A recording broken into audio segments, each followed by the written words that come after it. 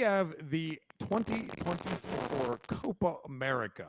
This is a mini World Cup that kicks off today in the United States, and it will stretch from coast to coast throughout the Americas and feature megastars like Lionel Messi and others playing.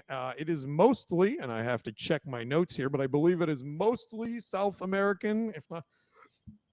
Oh, my microphone fell over. It typically features 12 teams, but in 2024 there will be 16 teams.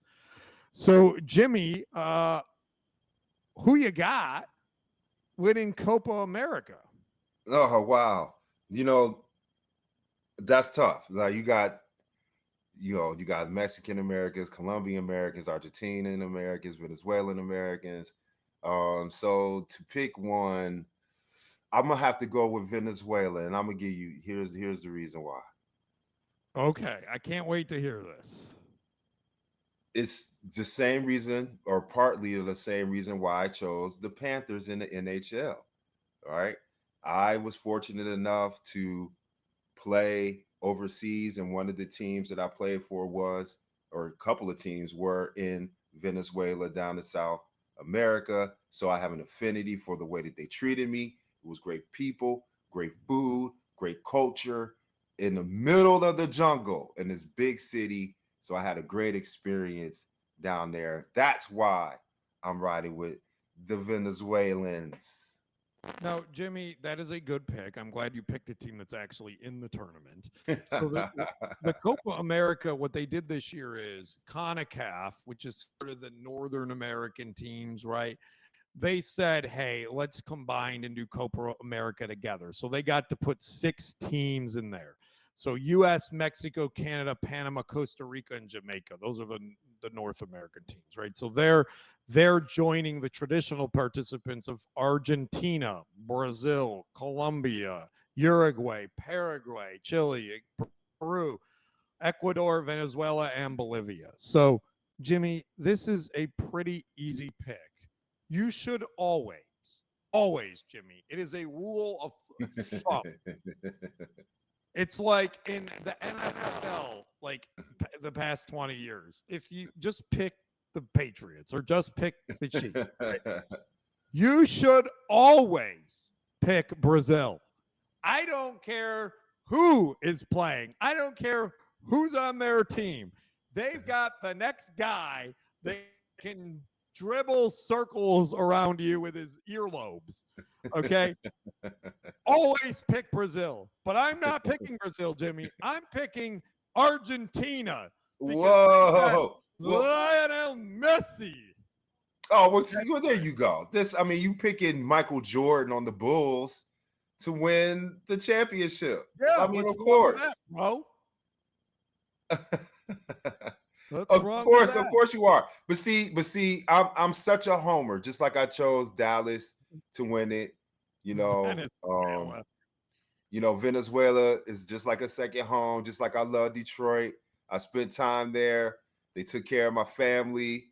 I That's loved awesome. it. I was eating breakfast on the beach with my driver. Whoa, did you Five play? bedroom crib. It was palatious. It was dope. That's why I'm riding with Venezuela.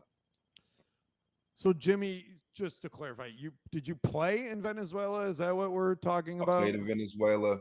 I played in Valencia, which is a city right on the border to next to Colombia. It's in the middle of the jungle. It's a beautiful place. You go 3 hours driving through the mountains, up the mountains, around the mountains, into this That is so beautiful cool. city in the middle of the jungle. It blows your mind. And it's great food, great atmosphere. Good Um, fans. Fans were good. Oh yeah, fans were incredible. Very knowledgeable of the game, very passionate of the game. That's why you always hear about players who come from overseas and they walk into the NBA, and it's easier for them. It's more physical over there. Um, the referees don't bail you out. It's a tough game. So yeah, I got a lot of respect for